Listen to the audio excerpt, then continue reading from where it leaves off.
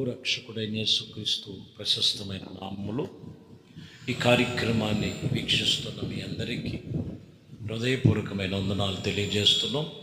దేవుని పరిశుద్ధ లేఖనములో నుండి యోహాను సువార్త 3వ అధ్యాయము దేవుని వాక్యాన్ని మనం ధ్యానించుకుందాం. 3వ వచనం, అందుకు యేసు అతనితో ఒకడు కొత్తగా జన్మిస్తేనే కానీ అతడు దేవుని రాజ్యమును చూడలేడని నీతో నిశ్చయముగా చెప్పుచున్నాను. ఈ మాట ప్రభు చెప్తున్నారు. నూతన జన్మ, నూతన సృష్టి. ఒకడు నూతనంగా అంటే క్రొత్తగా జన్మించాలని రాత్రి టైంలో యేసు ప్రభువుని కలవటానికి నికోదేము అనే సమాజ మందిరపు అధికారి వచ్చి ఉన్నారు. ఈ వ్యక్తితో ప్రభు మాట్లాడుతున్నారు. బోధకుడా, నీవు దేవుని యొద్ద నుండి వచ్చిన బోధకుడివి, దేవుడు నీకు తోడై ఉంటేనే కానీ సూచక్రియలు మహత్కార్యాలు చేయలేదని చెప్పాను. ప్రభు అంటాడు, సూచక్రియలు మహత్కార్యాలు ఇవి కాదు, ఒకడు కొత్తగా జన్మించాలి, నూతన సృష్టిగా మార్చబడాలి. ఈరోజు కొత్తగా జన్మించే అనుభవం గురించి, మొదటిగా క్రొత్తగా జన్మించేటువంటి అనుభవం, నూతన సృష్టి. ఎన్ని రోజుల నుంచి దేవుడు వాక్యం వింటున్నావో, ఎన్ని రోజుల నుంచి ప్రార్థన చేస్తున్నావో, ఎన్ని రోజుల నుంచి సంఘానికి మందిరానికి నడుస్తున్నావో లేదా మందిరానికి దూరమై ఉన్నావో, దేవుడు వాక్యం ఇక్కడ చెప్తున్న మాట, వాక్యము నీతో మాట్లాడుతున్నారు. ఒకరు కొత్తగా జన్మించాలి. అది ఏంటి ఆ జన్మించటం అంటే? నీటి మూలముగా ఆత్మ మూలముగా రక్షణ బాప్టిసం పొందాలని ప్రభు ఇక్కడ ఆయన అనాది సంకల్పం, ప్రణాళిక. 10వ వచనములో, కొలసీలకు రాసిన పత్రిక 3వ అధ్యాయం 10వ వచనములో, మీరు పరజేషులై జ్ఞానమును కలిగి నిమిత్తము దానిని సృష్టించిన వాని పోలిక చొప్పున నూతన ఇదిగో పరచబడినటువంటి నవీన స్వభావాన్ని ధరించుకోండి. జ్ఞానము నిమిత్తము సృష్టించబడినటువంటి దేవుని పోలికలోనికి రావాలి. నూతన నవీన స్వభావాన్ని ధరించుకోవాలని చెప్తున్న మాట అది. నవీన స్వభావం ధరించుకున్నారు. సంఘములో, సంఘారాధనలో ప్రభుతో నడుస్తున్న అనుభవాలు ఉన్నాయా? వాక్యం చెప్తున్న మాటలో రోమపత్రికలు 6వ అధ్యాయం 4వ వచనములు చదివితే, కాబట్టి తండ్రి మహిమ వలన క్రీస్తు మృతులలో నుండి లెగుసును, ఎలాగున లేపబడునో అలాగున మనమును నూతన జీవము పొందువారమై నడుచుకొనున్నట్లు మనము బాప్టిసము వలన మరణములలో పాలి పొందుటకు ఆయనతో కూడా పాతిపెట్టబడితిమి. తిరిగి క్రీస్తు ఎలాగ పునరుద్ధానుడై లేచాడో, ప్రభు సన్నిధిలో మారు మనసు పొంది బాప్టిసం పొందిన వారు మనకు ఒక శుభ నిరీక్షణ ఉంది. ప్రతి ఒక్కరు కూడా ఆయనతో లేపబడతాం. కాబట్టి ప్రియమైన దేవుని బిడ్డలారా, మొదటి సూచనలో మీరు చెప్తున్న మాట, ఖచ్చితంగా బాప్టిసం పొందాలి, ఖచ్చితంగా మారు మనసు పొందాలి.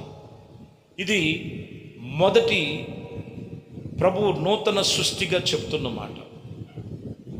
రెండో విషయంలో మనం చూసినటువంటి మాటలో చూస్తే, కీర్తన గ్రంథం 40వ కీర్తన 3వ వచనం చూద్దాం. తనకు స్తోత్రార్పణగాను కొత్త గీతములను మన దేవుని నా నోట నుంచెను, అనేకులు దానిని చూసి భయభక్తులు కలిగి యెహోవా యందు నమ్మికుంచిరి. రెండో నూతన సృష్టి ఏమై ఉన్నది అనేది మనం చూస్తే, నూతన సృష్టి, నూతన యొక్క దేవుడు ఏర్పరచబడినటువంటి నిబంధన. క్రొత్త గీతములు పాడుతూ ప్రభునామమును స్తుతిస్తూ దేవుని మన నోట ఉంచి, ఇక్కడ మీరు చూస్తే భయభక్తులు కలిగి యెహోవా యందు నమ్మికుంచినట్లుగా రాయబడు. ఆయన ఆరాధించండి, ఆయన స్తుతించండి, కొత్త కీర్తనలతో ప్రభునామాన్ని ఘనపరచండి, దేవునికి భయపడండి, దేవునికి లోబడండి, దేవుని యందు భయభక్తులు కలిగిన వారుగా నడుచుకోవాలని వాక్యం ఇక్కడ చెప్తున్న మాట. అదే ప్రభు మనకి ఇచ్చినటువంటిది. హెబ్రీయులకు రాసిన పత్రికలు దైవజనుడు పౌలు గారు అంటున్నారు, 10వ అధ్యాయం 19వ వచనం, సహోదరులారా, యేసు మన కొరకు ప్రతిష్ఠించిన మార్గం అనగా నూతనమై ఉన్నది, జీవము గలదై ఉన్నది, ఆయన శరీరము అనే తెర ద్వారా మనము ఏర్పరచబడి ఉన్న మార్గములో మనం నడవాలి. సహోదరులారా, మన కొరకు ప్రతిష్ఠించబడిన మార్గం ఏమైనది అనగా నూతనమై ఉన్నది. ఏ మార్గం అంటే యేసు ప్రభు వారు కులము కాదు, మతము కాదు, అర్థమైందండి, వర్గానికి చెందిన వారు కాదు, యేసే మార్గమై ఉన్నారు. ఇక్కడ వాక్యం చెప్తున్నమాట, ప్రతిష్ఠించబడిన మార్గం అది నూతనమైనది, జీవము గలది. సర్వ శరీరం అందులోనికి ప్రవేశించాలని ప్రభు యొక్క ప్రణాళిక, అనాది సంకల్పమై ఉన్నది. కాబట్టి ప్రియమైన దేవుని బిడ్డలారా, ఆయన మార్గములు నడవాలి. ఆయన మార్గము జీవ మార్గం, ఆయన మార్గము సత్య మార్గం, ఆయన మార్గము యథార్థమై ఉన్నది. కాబట్టి నువ్వు నూతన సృష్టిగా ఆత్మ సంబంధముగా నడుచుకోవాలంటే లోకం అనేటువంటి ప్రాచీన స్వభావాన్ని విడిచిపెట్టి నవీన స్వభావాన్ని ధరించుకొని క్రీస్తులో పాలివారై ఉండటకు పరిశుద్ధమైనటువంటి రక్షణ పొందుకొని మారు మనసు పొంది దేవుని మార్గములో నడవాలి. మరలా ఆయన తట్టు తిరిగి లోకము తట్టు చూసేవాడు శాపగ్రస్తుడు అవుతాడని వాక్యం చెప్తున్నమాట. ఆయనతోనే నడవాలి, ఆయనలోనే ఉండాలి. ప్రకటన గ్రంథములు 21వ అధ్యాయములో 2వ వచనములో మనం చదువుతున్నాం, మరియు నేను నూతనమైన యెరూషలేము అనగా ఆ పరిశుద్ధ పట్టణము తన భక్తి కొరకు అలంకరించబడిన పెళ్లి కుమార్తె వలె సిద్ధపడి పరలోకమందు దేవుని యొద్ద నుండి దిగి వచ్చుచున్నది. ఒక పెళ్లి కుమార్తెతో పోల్చాడు ఆయన. అలంకరించబడినటువంటిది అది ఏమై ఉన్నదంటే నూతన యెరూషలేము. ఈరోజు మీరు గమనించాలి, నూతన సృష్టి, పాతవి గతించాలి, సమస్తము నూతనము కాదు. రెండోది మీరు గమనించినటువంటి మాటల్లో మీరు చూసినట్లయితే ఆ నూతనమైనటువంటి జీవము కలిగిన దేవుని యొక్క మారు మనసు పునరుద్ధానముల గురించి చెబుతున్నారు. మూడో విషయంలో తెలియజేసినటువంటి మాట యేసయ్య మార్గములో నడవాలి, అది నూతనమైనది. 4వ విషయంలో చెప్పిన మాట నూతన యెరూషలేము వారే చవి చూస్తారని వాక్యం చెబుతున్నమాట.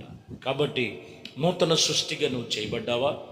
ఇంకా నూతన స్వభావాలు నీలో రోజు రోజుకి పెంపొందిస్తున్నావా? లేకపోతే ఇంకా ప్రాచీన స్వభావాలు ఉన్నాయా? విడిచిపెట్టలేని బలహీనతలు, విడిచిపెట్టలేని వ్యసనాలు, కొన్ని ఇంకా లోపములు, బలహీనతలు ఉన్నాయా? దేవుడి సన్నిధిలో ఒప్పుకో, నేను నూతన సృష్టిగా మారుస్తాడు. ప్రభువు ఒక్కడే నిన్ను రక్షించగలిగిన వాడు. ప్రభు పాపములను ప్రోత్సహించడు, పాపిని రక్షించటానికి వచ్చాడు ఆయన. దేవుని యొద్దకు రా, ప్రభు నిన్ను నూతన సృష్టిగా చేస్తున్నాడు. నూతన కార్యాలు ప్రభు నీ పక్షముగా జరిగించి ఆయన కృపలో నిన్ను స్థిరపరిచి నడిపించునుగాక. ఆమె ప్రార్థన చేద్దాం. ప్రేమ నమ్మకమైన మా ప్రభువా, పరలోకపు తండ్రి, మీ శ్రేష్టమైనది పరిశుద్ధ నామమునకే స్తోత్రాలు చెల్లిస్తున్నాం. ఈ ఉదయకాలమునైనా నూతన సృష్టి, నూతన జన్మ, నూతన మార్గం, నూతన స్వభావం, నూతనమైన యెరూషలేము కొరకు మాతో మాట్లాడి ఉన్నారు ప్రభువా. మరి ఆత్మ సంబంధమైన విషయములు మీరు చాలా ప్రతి ఒక్కరూ కూడా జాగ్రత్త కలిగి పాత రోత జీవితాన్ని తొలగించండి, వ్యర్థమైనవి తొలగించండి, విరోధమైనవి తొలగించండి, అపవిత్రమైన వాటిని తొలగించి యేసు రక్తము చేత కడిగి సమస్తము నూతనపరిచి నూతన కృపలు స్థిరపరచమని యేసయ్య మీకు స్తోత్రాలు చెల్లిస్తూ ఘనత, మహిమ, ప్రభావాలు మీకే పొందుకుంది. నజరేయుడనే యేసుక్రీస్తు అతి పరిశుద్ధ నామం ప్రార్థించి వేడుకొనుచున్నాము తండ్రి. ఆమేన్. ప్రభు మిమ్మల్ని దీవించి ఆశీర్వదించునుగాక.